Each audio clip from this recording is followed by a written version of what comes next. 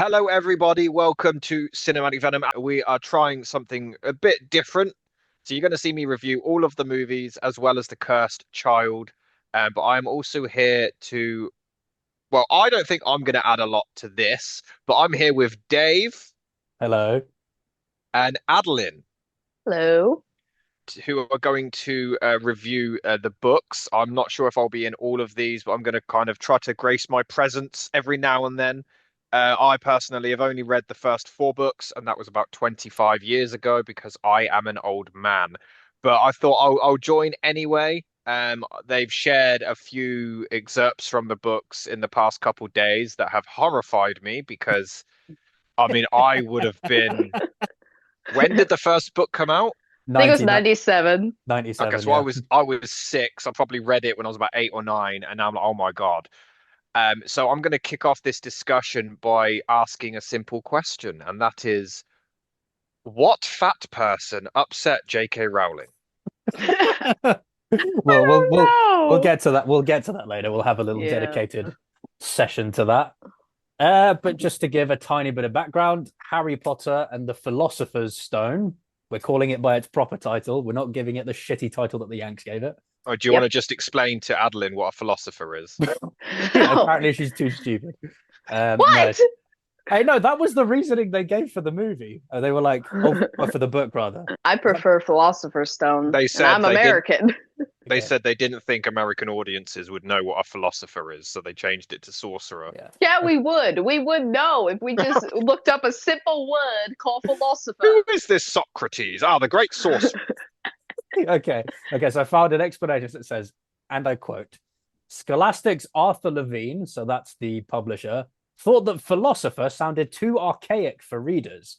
And after some discussion, including a proposed title, Harry Potter and the School of Magic, That would have been even dumber. yeah, the American edition was published in 1998 in September under the title Rowling suggested Harry Potter and the Sorcerer's Stone. Rowling later said that she regretted this change and would have fought it if she'd been in a stronger position at the time. Yeah, I bet she So regrets all the decisions that she made in these books. I'm sure I would hope so. Oh, and Yeah, actually we'll looking at we'll get this, to the main ones. Oh, yeah, Jesus. Oh my yeah. God. I mean, even just looking at this, like, apparently they changed like certain words in the books in like the US edition. So like sherbet lemon became lemon drop. Yep, it did, Okay, which motorbike is so became dumb.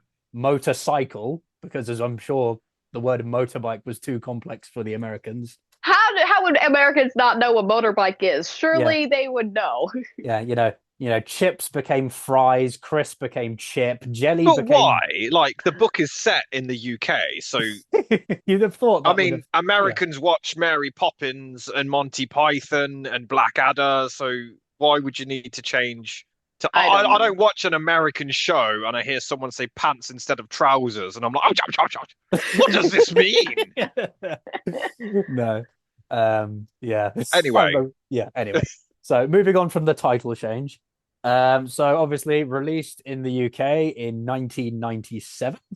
One of the biggest books of all time. It sold 120 million copies. It's currently the fourth best-selling book of all time. The only one it's ahead of are A Tale of Two Cities, The Little Prince, and The Alchemist. So very, very popular for its time. that's crazy. That I is didn't realize crazy. it was such a I knew it was like best selling, but up there that high, Yeah, I think that's I yeah, ridiculous. yeah. I It mean, doesn't deserve it. I mean, we could talk like looking at some of the other books it's outsold. Like it's outsold The Hobbit, Alice in Wonderland, the Narnia books, the Da You would have Vinci thought that Code. the in the top five would have been the Bible, no? Well, it doesn't say. I'm guessing this is just non. I'm guessing this is just like fiction rather than like. But I The mean, Bible's fiction. So the Bible. oh, okay, here we go. Anyway, Anyway, sorry. Moving Um, on. so just because again, I've not read this in 25 odd years. Sorry, was there more trivia there, Dave? No, no, I think we're fine. Cool. So yeah, the first chapter in the book, that's not how the movie pans out, right? The first chapter is McGonagall following the Dursleys. Is that right? Yeah, the first chapter is all in Vernon's perspective of this day-to-day life, and he begins to notice really weird things going on around Surrey. And like he basically sees McGonagall as the cat, reading a map, but she's definitely reading the map. And he's like, no, cats can't read maps. What's a load of rubbish? So I just need to clarify something. Vernon and Dudley, are they fat? Are they fat in the book? We will get to She this. may have mentioned that once or Yeah. twice. Oh, We'll get to that in yeah, a little bit. we'll have our own Sorry, I'm little jumping section. ahead. You two Yeah. go. Yeah. So yeah, first chapter is from Vernon's perspective. He's sort of going about his day. He notices weird things happening. A strange little man in a cloak comes up to him and hugs him, like, "Yay, you know who's been defeated." He's like, "What the fuck is going on?" And then the second half of the chapter begins as the movie begins, which is Dumbledore clicking off all the lights. Interestingly, which I didn't realize until I reread it properly, they mention explicitly that the motorbike that Hagrid uses, the flying motorbike. Sorry, what's a motorbike? Oh my God. Sorry, it's flying motorcycle. Oh, a motorcycle. Okay. Yeah, it was confusing there. Yeah, no, but the motorbike that he uses, it belongs to Sirius Black. Like they explicitly say that. Yeah. So whether she had decided that Sirius Black was gonna be a main character, or she just threw in this name thinking it was cool and was like, actually, Are you suggesting that J.K. Rowling makes shit up as she goes along? yeah, yeah. For the most part, yes. Yeah, although it's weird because it's like, surely at this point, Sirius would have been in prison because they would have assumed he murdered the Potters. So how did Hagrid get his bike? Yeah, because like, isn't this like the night after James and Lily have been killed? It's not the same night. It's not the same night. Yeah, I know it's not. Yeah, all it says here. So here we go. Borrowed it, Professor Dumbledore, sir, said the giant, climbing carefully off the motorbike as he spoke. Young Sirius Black lent it to me. I've got him, sir. So that's literally the only thing he says, that Sirius lent it to him. Yeah. So how this happened. Anyway, that's sort of small potatoes, but it's sort of like indicative of the fact that J.K. Rowling, the world building of Harry Potter is like not especially consistent. And I know this plot point pops up later in the books, but this is the beginning of Dumbledore like just continuously sending Harry to the freaking Dursleys to get abused and tortured for months and months on end. Dumbledore, you suck. Yep. I mean, there are obviously later in the books, they do give like an in-universe reason as to why he does it. So it took them multiple books to explain that. Yeah, I think I want to say, I mean, we'll have to discuss it when we get to it. I believe it's Order of the Phoenix. 5! It took 5 books! Yep. Yeah, where they give like a definitive explanation of. You would have thought when you get to part 2, someone says over a shoulder, "Hey, Joe, why do they keep sending him back to his abusive family? Oh, let me just write something up here." No, she waits for 5! Yeah. And even with the explanation, it still isn't justified. Like, you were literally sending this child to be abused by his family, like mentally, physically, emotionally abused, mainly physical, because in this book, it's literally said the abuse that Harry goes through is even worse than it is in the films.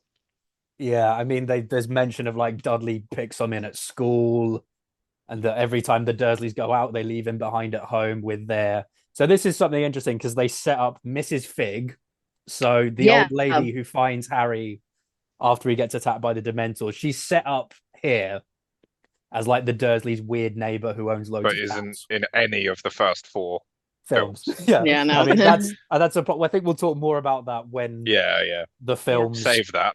We'll save that for later on. Yeah. One big difference that I saw is that you actually see in the first book the sides that Harry is a wizard. In the first movie, or at least until the zoo, you don't. So there's like mentions of him getting chased by Dudley and his friends at school, and he was meant to jump over the trash can, but he ended up basically flying like fucking Superman to the top of the school building. And then Vernon, he hates Harry's hair, so he literally shaves his hair with the exception of his bangs for some reason, because he would just look even dumber. But the next morning, all of his hair had grown back. Now, when you say Dudley chased Harry, was he running with his fat legs, or was he waddling? God, Rob! I think we'll talk about this now because it's only really prevalent in the first part of the book with the Dursleys, because obviously they don't show up for the rest of the book. Yeah. So Are you going to read the exact verbatim excerpts from the book? Please do. I think we are. So Oh, here we go. I don't know what J.K. Rowling has against fat people, but she has this weird fascination of describing particularly Vernon and Dudley in like the most bizarre, weirdly detailed way possible.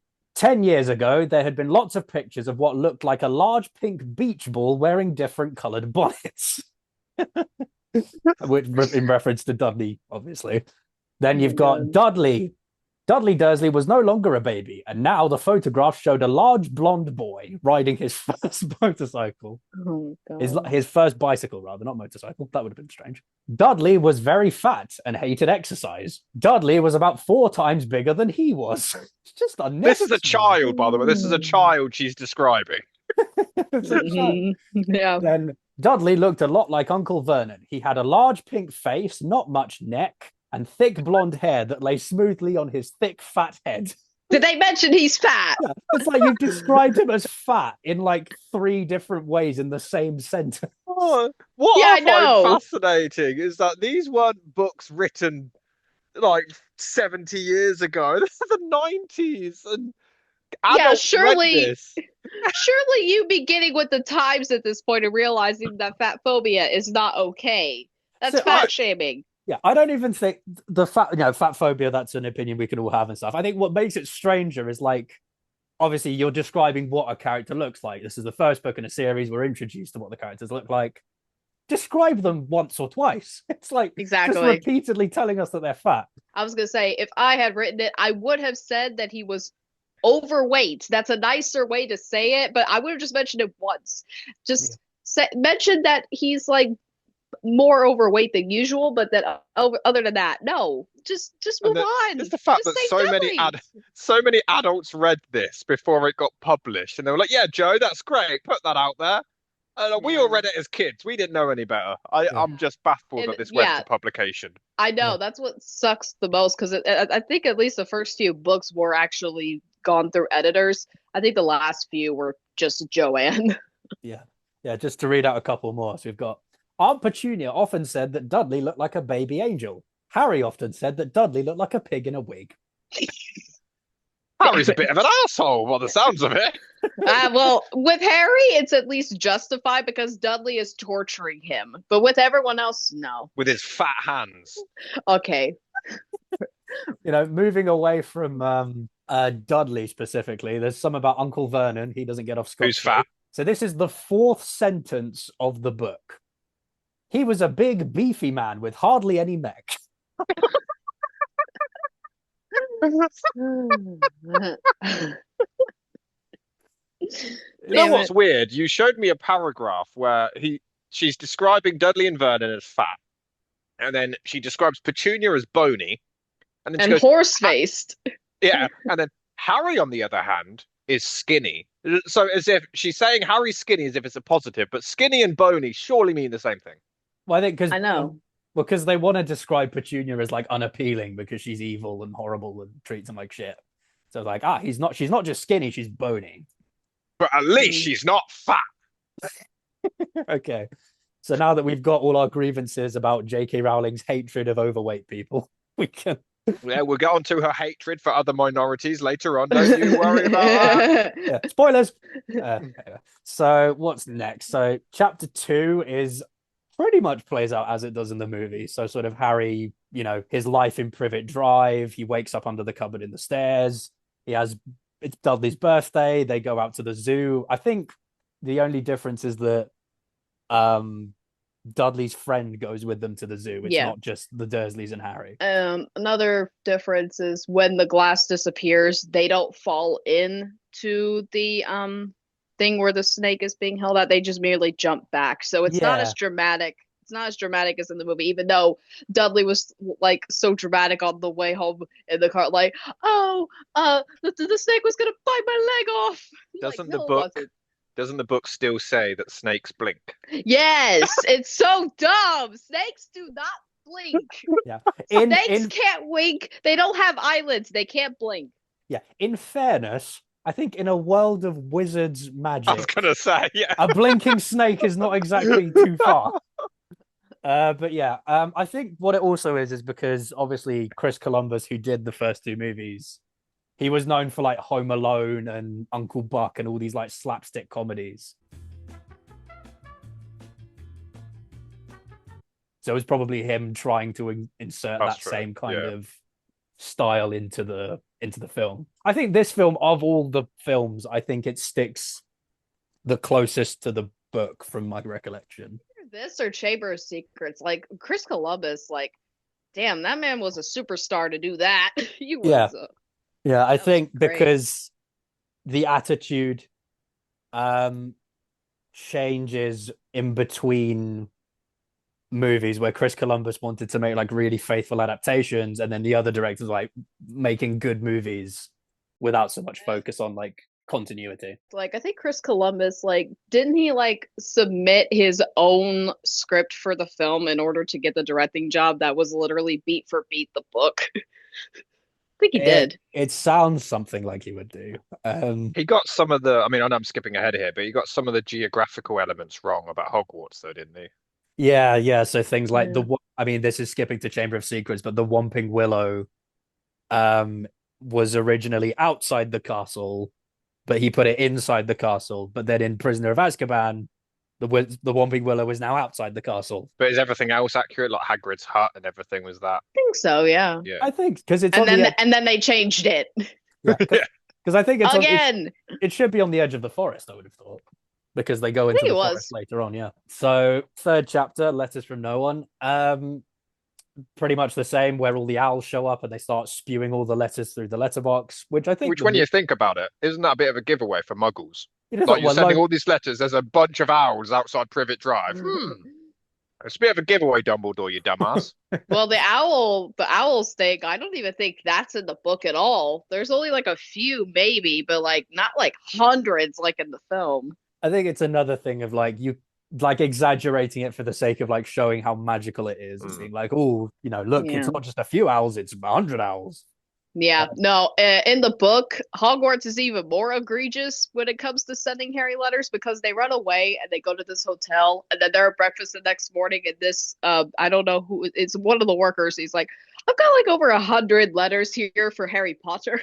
They like go to several different places before you get to that rock island thingy. I think one thing that was kind of quite not, I don't know about clever, but sort of really interesting that the movie didn't cover. When they get the first letter, it says Harry Potter, the cupboard under the stairs, number 4 Privet Drive, blah blah blah blah blah.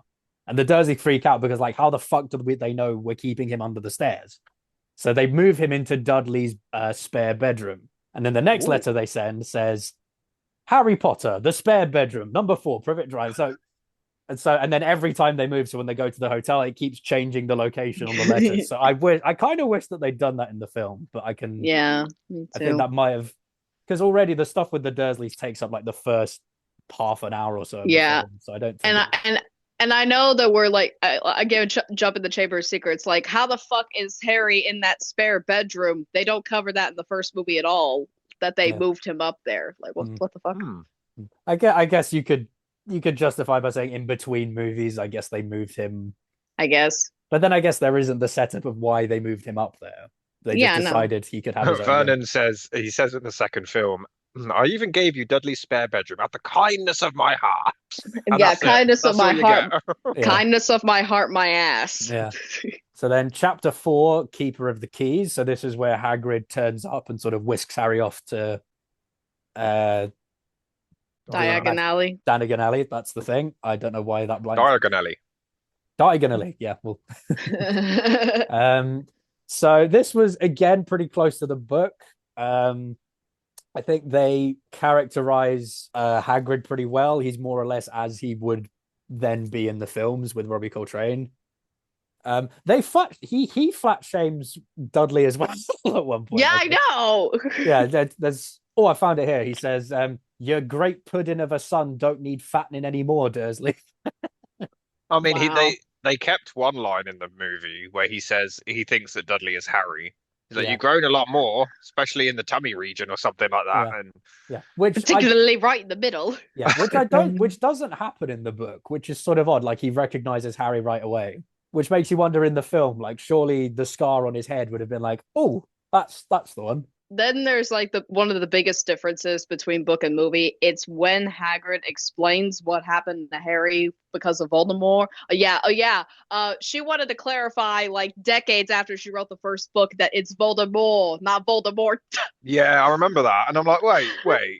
You would have thought you would have been like if you were the consultant in the first film, you would have corrected him then. No, oh yeah, the T is silent. Yeah, I know. But anyway, in this scene, in this chapter, that is when Hagrid tells Harry about how Voldemort, I'm calling him Voldemort, I don't care, killed his parents and almost killed him, but of course we all know now that, well, the spell backfired. But in the movie it's in the Leaky Cauldron, which I thought was very strange. I don't know why you decided to change it. I think again, it's just in the interest of not dragging out the bits with the Dursleys. It's like, okay, we can shuffle around some of the exposition into later scenes. So next chapter, chapter 5, which is in Diagon Alley. So this is where they go around to get all of Harry's school stuff before he heads off to Hogwarts. What I thought was interesting is actually in a big change from the film, this is where we're introduced to Draco Malfoy. Mm-hmm. Where Best Harry character. Well, we'll talk. We'll discuss this later. I think let's not get too into it now. Which is interesting because obviously when Harry meets Draco, he meets him in like a clothes shop. He doesn't know who Draco is. Draco doesn't know who he is. I don't think he recognizes him in the scene, which is odd because in every other scene people recognize him because of his scar. So it's odd that Draco wouldn't, but. I've spoke to you both before. I quite like the character of Malfoy, and I think there was a missed opportunity with how they could have taken his character. So I think, Dave, you've told me that the scene in the corridor where he's like, "I can help you there," that wasn't in the book, was it? Or was it? I don't Was it believe so. elsewhere? No. I don't believe so. It's no, it is in the book. It's just on the Hogwarts Express. It's not in the castle. It's when they're on the train going to Hogwarts. And Right, yeah. and Harry still says, "I think I could tell the wrong sort for myself, thanks." And So and, is and another difference is like after that, like Draco isn't just taken aback. He, Crabbe, and Goyle nearly get into a fist fight with Harry and Ron, but Scabbers, who, well, we all know who Scabbers is now, he literally bites like I think Crabbe's finger or something. I think. I don't know. so is Malfoy is cartoonishly evil in the book? Pretty yes. Yes. Yeah. He's like, It's just mini "Mwah, mwah." Yeah. Which I am the stereotypical bully. There's also a really odd scene at this point. I think it's in this chapter where an owl comes to deliver a letter to Harry and Hagrid, and the owl wants payment, it turns out. So Hagrid says, yeah, give the owl 5 bronze coins or whatever it is. What does an owl need money for? I don't know. What do owls use money for? Like, is there an I owl? don't know. Like, is there an owl? Are you wanting them to do it for free? Are you wanting owls to be slaves, Dave? No, but No. I'm saying, in what do the owls use money for? Is there an owl bank? Do they go to the owl supermarket and buy? Gringotts, safest place there is, except Hogwarts, of course. The owl supermarket. I want to see that. Yeah. Do they buy owl pellets to feed to their owl children? How does this work? Do they buy tomatoes for the children? Like, what the fuck? Anyway, it's such an odd. That's the thing with the world building in Harry Potter is like, in some respects, it is kind of cool that you built like different classes of wizard and the concept of like purebloods and half-bloods and the world of Diagon Alley and Hogwarts and the different schools and stuff. And then in some respects, like there's a scene where they meet Professor Quirrell in the pub. And Professor Quirrell's like, oh, don't mind me, I've got to go and buy a book about vampires. And I'm like, so vampires exist in this world and they're never brought up again? Like, what's going on? So we've discussed this because werewolves are a thing. So why would vampires not be a thing? Well, no, or is it just because they're never? It's not the fact that vampires couldn't be a thing in Harry Potter that I don't find believable. It's the fact that they mention vampires and then just never bring them up again. It's like, it ain't even vampires, it's zombies as well. They bring zombies into the mix and then they're never brought up again. Like, bro, what? If there were zombies, the world would be freaking dead. How are you still going to a magical school if there's zombies in the world? Okay, so chapter 6, moving on, is platform 9 3/4. So this is one thing I wanted to bring up because I don't know if anyone else noticed it. So in the book, Harry, after he gets all the stuff from Diagon Alley, Harry goes back to the Dursleys and spends all of August with them, and then in September goes to King's Cross to get the train. In the film, Harry gets all his stuff with Hagrid, and then the next scene is them in King's Cross. So like Harry's birthday is in July. Hogwarts term starts in September. What the fuck were him and Hagrid doing for all of August? I don't fucking know. Maybe they got a hotel room? Whoa, pause. Rob, no. Separate hotel rooms. No, but even then, like Hagrid just pulling up to the desk, just this giant of a man, just like, hello, we'd like 2 rooms, please. He gets to platform 9 3/4. Well, not gets to he gets to King's Cross, rather. It's interesting. There's the scene where he goes up to the guard, and the guard thinks he's taking the piss out of him. He's like, "What do you mean?" Like he thought, like I'm going to the train at 11 o'clock, and the guard's like, "There isn't a train at 11 o'clock. The fuck you about?" So there's always a train at 11 o'clock, especially at King's Cross. I don't think that was a real guy. That was not a real staff member. Yeah, he was an imposter. He was an imposter. Is there an explanation as to how no Muggle can see them going into the platform? No, I think it's just assumed that everyone in King's Cross is blind. So I thought there was an explanation. Is that in a later book? Someone said there was some spell that I don't know. Maybe there is. I didn't. Apparently, J.K. Rowling like wrote it as like a way to show that Muggles are all like the Muggles of our time, or just humans in general. They're like distracted with technology, so they wouldn't have noticed. Do you bitch? They are not on smartphones. They're not on freaking laptops. I was going to say this is 1996. What do you mean? I mean, even what the book set in? I think they say the book set in 1991 because it's Harry's birthday. That makes it worse. A good old iPhone in 1991. They were classic. I'm starting to think this J.K. Rowling isn't that good a writer, you know? Nah. She's less good of a writer than I remember. This book doesn't hold up particularly well. So next chapter is the Sorting Hat, which is where they get to Hogwarts. They have the sorting ceremony. The Sorting Hat's, same deal as in the movie. The Sorting Hat sings in the book. Yeah. Which is a big difference. Which was a scene, it wasn't filmed for the first movie, but it was included in the 4th movie, where they have a Hogwarts song. It never appears in any of the other books. Wasn't that the third? That was the 3rd movie. Was it the 3rd movie where they had the song? Yeah, it was. Oh, okay. Maybe I'm remembering it wrong. Because there's a song that the Sorting Hat sings. That sounds stupid. Yeah, which they didn't include in the movie, but it never appears. I wonder why. Yeah, exactly. But it never appears in any of the later books, so I have to assume that that's stupid. Yeah, I think Jacob had just decided it was a dumb idea to have a hat singing. Yeah, and this, and basically in some of the songs throughout the books, like jumping ahead to some of the later books, like the Sorting Hat talks of the dangers that they're in current times, and randomly in the Half-Blood Prince movie they're like, oh, Rob was like, oh, the Sorting Hat talked about the war going on, and I'm like, when can the Sorting Hat do that? In the movies anyway. Yeah, because the Sorting Hat disappears after the 2nd movie, doesn't it? You never. Yeah, I guess it does. I mean, Neville pulls the sword out of it, but then in terms of it actually talking and having a personality, it's only really the first 2 movies. I remember is I remember JK had such a great description of Hogwarts, and when I first watched the first movie I was kind of blown away because it was exactly how I imagined it. It was exactly how the book had described. So I don't know if that's a testament to Columbus or Rowling, but to be fair, I remember her description of just Hogwarts in general being really good. Is that still the case, or the general description of the castle? No, it's actually a lot subtler than you would think. It's just described as a huge grand castle, and that's it. It's just the interior that's described honestly, I hate to give the bitch credit, but yeah, because they it's magical.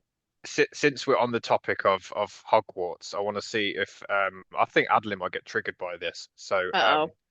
shall we talk about Peeves? Peeves. Oh, Peeves. he. I Oh, was going to come on to that because he's mentioned in this chapter. oh, Because Peeves. So Peeves. there's actually a campaign to get because Rick Mail did film the scenes, but they've never been released.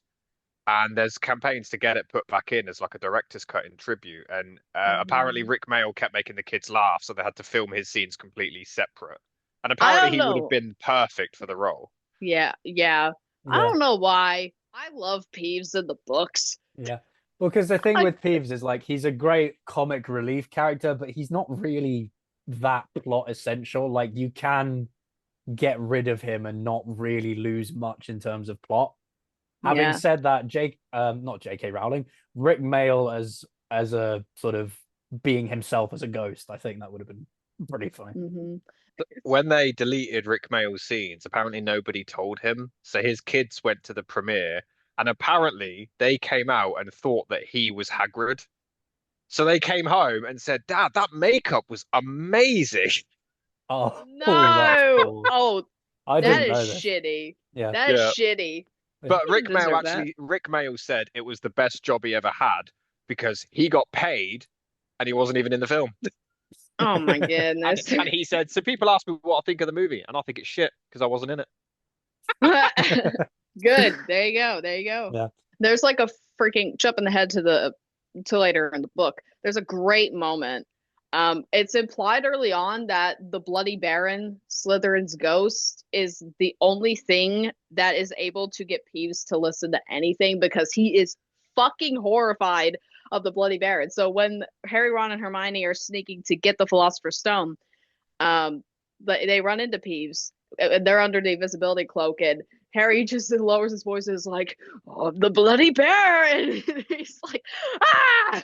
Yeah, just because you're mentioning the Bloody Baron, it's like in the book, he's described as like the stuff of nightmares, which is And like in the movie, in the movie, he's just like Tim Curry's Captain Hook, essentially. Which I don't know whether that because he plays a bigger role later on in Deathly Mhm. Hallows because Yeah, he's so Helena Ravenclaw.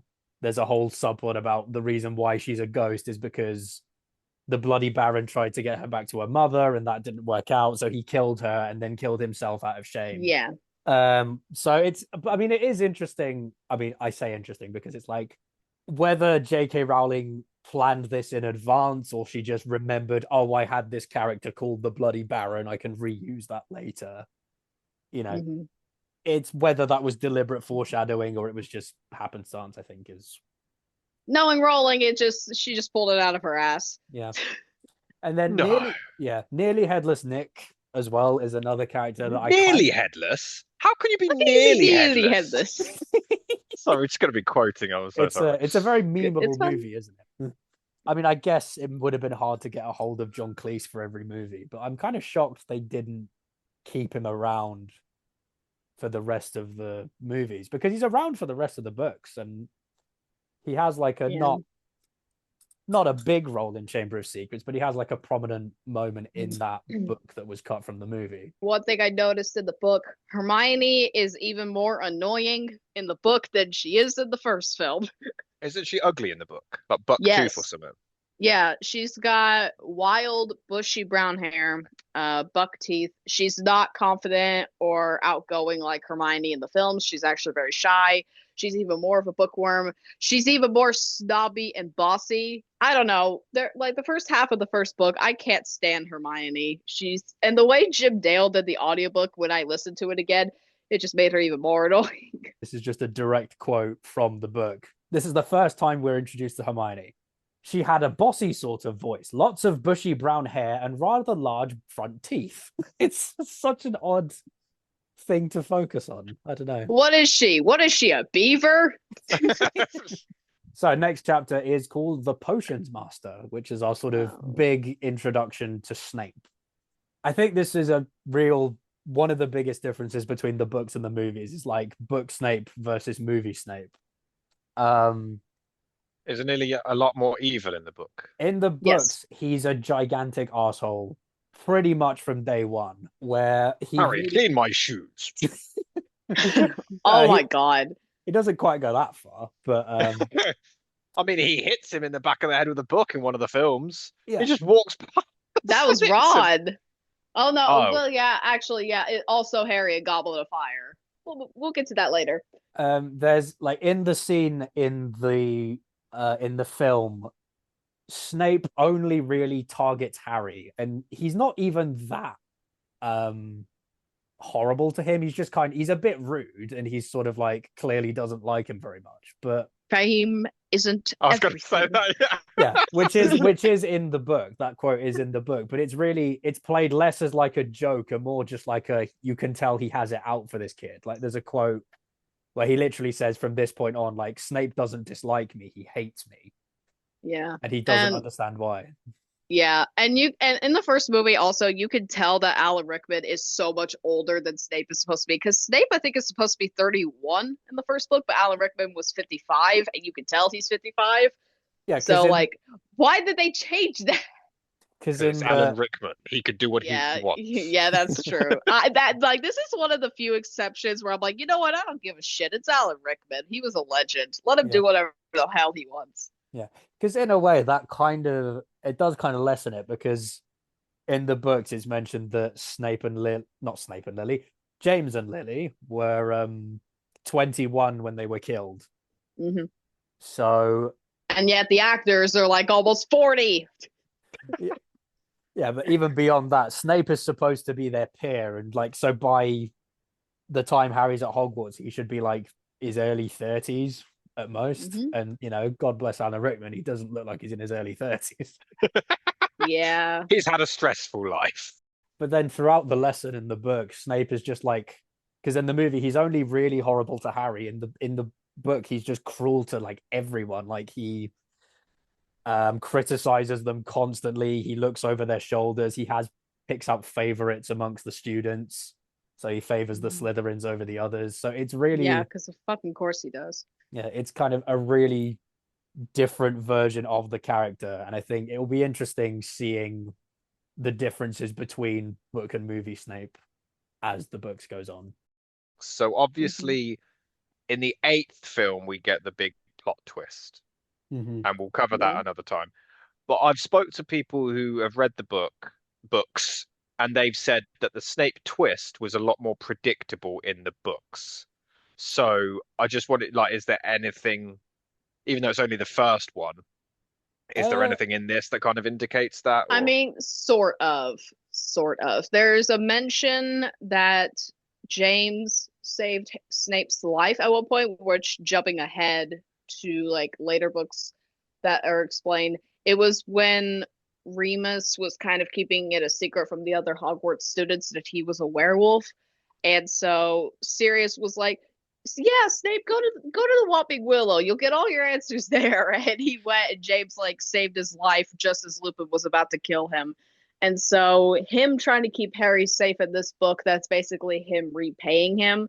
And then Dumbledore was like, and then he could go back to hating your father's memory in peace. But even moving on to the next chapter, it's called the Midnight Duel because this is something that the films changed that really doesn't make any sense to me. So in the book, what happens is that Malfoy challenges Harry to a duel at midnight on the third floor corridor, which is the corridor where the students aren't allowed to go, which is in the movies as well. So him and Ron go up there. Hermione goes with them to try and stop them. And it's on the way back from avoiding, I think it's Filch who comes looking Yeah. for them. Yeah, because Malfoy tipped him off. Yeah. And this is where they run into Fluffy, the big three-headed dog. Whereas that thing has a name. But whereas in the film, they just kind of go up there for no real reason. They just decide to go onto the third floor corridor. The staircases change, remember? Yeah, and it's So like turn around and go back down.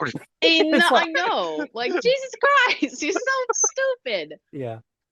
No, but one thing I kind of didn't like is that the book doesn't have Hermione's iconic line. Now, if you two don't mind, I'm going to bed before either of you come up with another clever idea to get us killed. or was expelled. No, that's an edition that I prefer over the books, 100 fucking percent. I think the way Emma Watson delivered that was like perfect.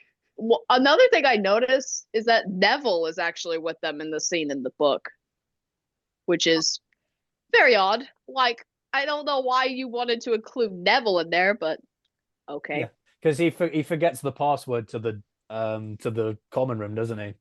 Yeah. Something along And those he's lines. like Yeah. and he's like sleeping on the freaking staircase outside the freaking common room. I'm like, wouldn't you just go tell a professor? Hogwarts is very negligent when it comes to its students, isn't it? I know. It's like it's even more egregious in the books. Like Jesus Christ. So moving on from the Midnight Duel, the next chapter is Halloween, which is a really, really. This is something I want to bring up because the book's so short. It just jumps from this to this to this to this. It really kind of speeds along through everything, which I guess makes sense. There's only so much you can include in like a 200-page book. Yeah, that Order of the Phoenix is like freaking 1,500 pages long. Yeah. Anyways. But yeah, so it's sort of like it just jumps from bit to bit to bit. Whereas when you watch the movie, it's sort of like everything flows a lot more cohesively. Because even the movie's like 2.5 hours long, so it's not a short piece at all. Obviously, this is the chapter where I almost said Professor Flitwick. Professor Quirrell lets in the troll. Troll! Troll in the dungeon! I thought you should know. Yeah. Half of this is just going to be us quoting the film, isn't it? Yep. You better get used to it, Dave. In the book, in this scene, Hermione's more of a damsel in distress, whereas in the movie, she like actually helps Ron perform Wingardium Leviosa. Which, yeah, because in the book, she's just standing there like, the entire fucking time. And I'm like, Hermione, do something. One thing I want to address, because Dave's mentioned this to me before, the books have a tendency or no, sorry, the books would do one thing and the movie would change it, and the movie would basically make Hermione this god amongst men who can't do anything wrong. Mary Sue. And then makes Harry and Ron just fuck everything up. Is that I know, yeah. Is that anywhere? Is there any case of that in this? Yeah, it's not. I wouldn't say it's here necessarily. It's just in the later books. Yeah, it's much more of a problem later. Like I think this bit is the only. No, there is one example of it later. It's when they're in the devil's snare. Right, I forgot about that. But then in the film, like Ron just sits there, just like ah, and then Hermione is the one who has to save him. So it's really like it's not so much Harry and Ron as it is just Ron. They just make Ron look like a wimpy pussy. Yeah, I know. He isn't like this. He's not like that in the books. Like no, it wasn't even Chris Columbus's fault. Like I don't remember who wrote the script for the first film, but he's like a freaking Hermione fanboy and just wanted to give all the best moments to her. Yeah, because I don't know. I mean, we'll go into it when we get to it, but I know there's one that Dave mentioned in part 3 that's really bad that they swapped. But yes, yeah. We'll say it. But that scene pissed me off in the films. We'll get to that later. Well, one thing I want to throw in, I can't remember if I'm going to say it in the review, but why do they celebrate Christmas at Hogwarts? Because Jesus, if Jesus was real, he would just be a normal guy, wouldn't he? If Jesus went to Hogwarts and they'd be like, "Oh, Jesus, what can you do?" I walk on water. Psh, got a Nimbus over here. Didn't even so surely Christmas is no big deal. You'd have like the birth of Christ. He's got a few magic powers. So do we. I never thought of that. That's the only point I wanted to get across. You two, I think. Or how about the because Adalyn's mentioned you like the twist with Quirrell. How is that handled in the book, and how does it differ from the film? It's handled so much better in the book because, like, even I'll reread. You do not see it coming at all that Quirrell could be the bad guy. There's like maybe the tiniest hint, and it's during that Quidditch match scene where Harry's broom goes fucking psycho on him. Where Hermione, when she goes to stop Snape, even though Snape's actually just trying to help him, she knocks Quirrell out of the way. Rowling does mention that Quirrell is there, but other than that, like, in the movie, it's actually even more obvious. Like, when you see the clip of, like, Snape performing that spell, you see Quirrell behind him going, just, like, looking evil, and I'm like, okay, He's I the think the fucking villain. movie, I think the film has like a really cool shot the first time Snape sees Harry. Because if you pay attention, you got Quirrell on the right hand side of the frame with his turban thing on. So it's like Voldemort's face is basically facing Harry, and then that's when the scar starts to hurt him. So it's Yeah. subtle foreshadowing there. That's quite cool. Yeah, that was cool. But yeah, even on reread, I reread the book. Dave and I reread the first book, and even I noticed, I was like, you still don't see it coming that Quirrell's the bad guy. It's so well handled. Do they explain how Harry kills Quirrell better than the movie, where it's the power of love? Act no, but he doesn't like fall apart in the fucking dust like he does in the movie. He just He, burns to death pretty much. but Harry passes out when Quirrell dies in the book because that covers up a plot hole. Because Later on. in later on they say, oh, Harry's got this new ability because he watched someone die. But in the movie version, he watched Quirrell die. But the book has Harry pass out, so he didn't witness it. Yeah. So the movie's just Yeah. created an unnecessary plot hole. Yeah. And And I in think, the book, like Harry almost died. If Dumbledore hadn't have gone in there, Harry would have been dead. The franchise would have been over. Done. and the movie also says that Harry was able to get the stone just because he wanted it, which means he didn't even have to go through all of those trials, surely. If he just wanted it, it would just appear in his pocket anywhere. I don't know, maybe it was because it was the mirror from that Dumbledore showed him, the thing that Uh, showed you what you wanted the most. That's So I true. guess. but then why didn't it appear when he first found the mirror, when he was on his own? Well, I know. I guess he wouldn't have wanted the stone at that point. I think that's probably the most Maybe probable. J.K. Rowling's not a good writer, and everyone thinks she is because Here she we go. created a wonderful universe. One other thing I did want to bring up was so obviously Norbert, the dragon subplot is quite different to how it is in the movie Yeah. because Hagrid finds the dragon in the movie and then he's gone in the next scene. Like it's Yeah, I really know. It's cut down weird. quite a bit. Whereas in the book he keeps the dragon with him, but eventually it gets so big that he knows he can't keep it anymore, so he gives it up willingly. Whereas in the film, I think it gets taken away from him. Yeah, and the lead up to Harry and Hermione getting detention and getting like 50 points each taken away is different because they're smuggling the dragon to Charlie Weasley's friends. Yeah, yeah. Did they Who's mention Charlie that? Weasley? Did they mention that Charlie Weasley is prominent in the books and not in the films? There are Um, more Weasleys. You know, And then yeah, I know. seven films in, Bill just rocks up. You're right. Like what the fuck? Yeah. But no, they're Harry and Harry and Hermione are smuggling Norbert to Charlie's friends so they can take it away because it's an illegal dragon. And Ron actually doesn't get detention with them in the book. He does in the movie, but he's in the hospital wing in the book because the dragon bit him. And Draco he basically tattled on them kind of like in the film, but McGonagall didn't believe him in the book. And so yeah, and Neville gets detention as well. So That might be a good part for my question because I was going to ask about how Neville's handled in the book. Does he have more character, or is he still a massive wimp, or how's he panned still out? he's still a massive wimp. He has more development in the books. We'll get into that later. But now in the first book, he's the exact same. They got him correct, except I think in the book he has blonde hair. In the movie, he doesn't. But I'm trying to think what else I wanted to talk about. There's not a huge amount left to say about it. Because the thing about Philosopher's Stone is that it's a very simple book. It's a kid's book, really. It's like in the same way that like The Hobbit was very much a kid's book, and then you had The Lord of the Rings, which was a bit more aimed at adults. You had the Mhm. Harry Potter book started off as like a bedtime story that you'd read for your kids, and Yeah. then became sort of a lot more complex with a lot more world building and more characters and stuff like that. Yeah. So I think that explains a lot of this book's flaws, really, because it is very simple. It's very rushed. It's not very detailed in terms of the world building. Because Hmm. I have to imagine she didn't write this thinking it would be a series. because Yeah, because like she tried to get it published like several times and they just kept turning her down. I wonder why, but Yeah, yeah. bitch.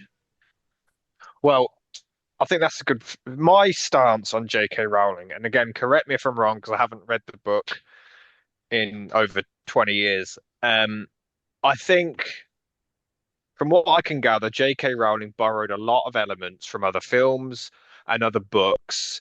Everyone talks about Troll, the 80s movie for the main premise and the character's name and everything. There's a shit ton of books that have done very similar things. And it's like J.K. Rowling just took elements from so many other things and Yeah. spliced them all together. Yeah, because is it a character in the movie Troll literally called Harry Potter? Yes, yes, and he Like learns Jesus magic fuck.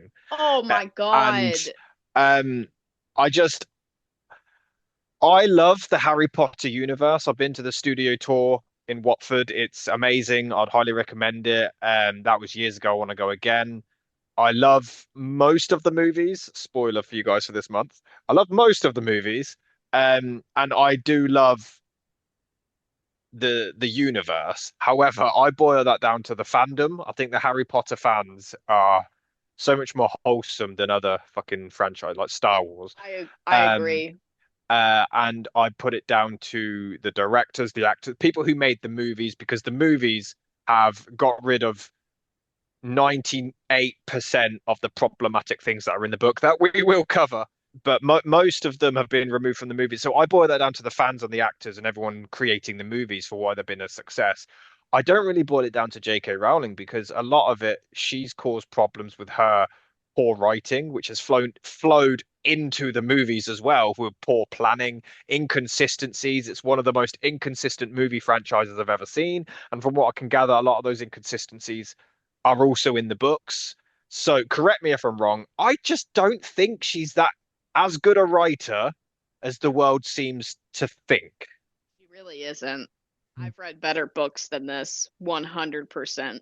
Yeah. Like I'll bring up my favorite book of all time here, The Handmaid's Tale, which if people know about the book, well, it's very eerie now considering the time we're living in, but it's an even simpler book than Philosopher's Stone, but yet the way Margaret Atwood wrote that book was perfect. This was not, because Yeah. this one is so incredibly inconsistent. Yeah. With like yeah, like jumping ahead to the last books, the wand chooses the wizard, Mr. Potter. Yeah, bullshit. How the fuck is he able to get all these wands later on? Yeah. I think that's going to be a prominent discussion later. Oh yeah. As for the J.K. Rowling thing, I think in terms of taking stuff from other stories, I see your point, and there are things that are egregious, like the Harry Potter name.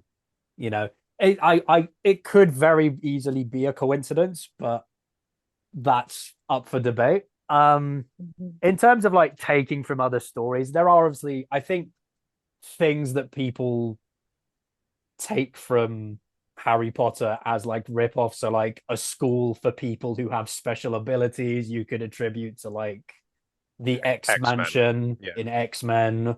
You could attribute it Mhm. to There's also been a side-by-side comparison to the Star Wars original trilogy. Yeah. The You Star could Wars. even sorry, you could even bring in Wicked into this, the prequel to Wizard of Oz, because there is a school that Elphaba goes to and learns sorcery and stuff. So you could even bring in Wicked, and the Wicked book came out before Philosopher's Stone.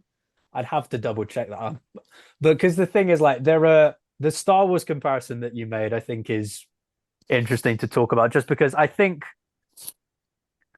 I have no love for J.K. Rowling, and I think she has lots of problems as a writer. Having said that, the whole Star Wars comparison I find quite sort of bad faith, because it's like, it's just Star Wars is the hero's journey. It's like the kid who finds out that he's Yeah. special and has a magical family, and he goes on a big adventure and his mentor dies. That's very, that stuff exists in Star Wars, in Harry Potter, in Lord of the Rings. You could even say The Matrix, with Neo discovering that he's the one who's destined to save the world. It's like the chosen one story is like a very Yeah, I'd agree with that. tried and tested narrative. So I think boiling it down to that, I think, is a bit disingenuous. things like, specific details and character names, yeah, you could make an argument there. So I don't know. Have you guys got anything else to say about Philosopher's Stone? Um, I remember my overall thoughts were I remember enjoying the book quite a bit when I was a kid. That's my overall thoughts because it's been a while. it doesn't hold up as well as I remember. It's not a fantastic book. I would say maybe 3.5 out of 5. It's decent. It's good. I can say it's good. It has really good moments throughout, and yeah, I think it, yeah, like I said, I think it's good. But I don't think it's great. There's actually a few books in the series that I prefer over this, but who knows? Maybe if I reread them, I probably like them even less. But I think this is a good enough book to start out a franchise with. I think I just prefer the movie Yeah, personally. That's yeah. just me. Yeah, I think as a book, it's obviously like a very simple book aimed at children. So I think that explains a lot of its flaws, like the kind of slap together world building and the sort of very simple prose. Having said that, as children's books go, you could read much worse, honestly. And I think it'll be more interesting to talk about later books simply because there's a bit more meat to them. There's more to talk about Mm. as opposed to this, which Oh, is very straightforward, very simple, and kind of just does its job and then fucks off. Although I do yep. like how you said there's not a lot to talk about with this book, but I mean, how long have we been Over an read? hour. I think We've at least over an an hour. hour. So yeah, this has been a review of Harry Potter and the Philosopher's Sorcerer's Philosopher's Stone, the book. I hope you guys like this new style. There's going to be a few like extra videos this month every now and then, but most of it is the Potterverse. So yeah, tune in probably a couple days, and you'll see me review the movie, and then a few days after that, we're going to look at book two. But yeah, stay tuned.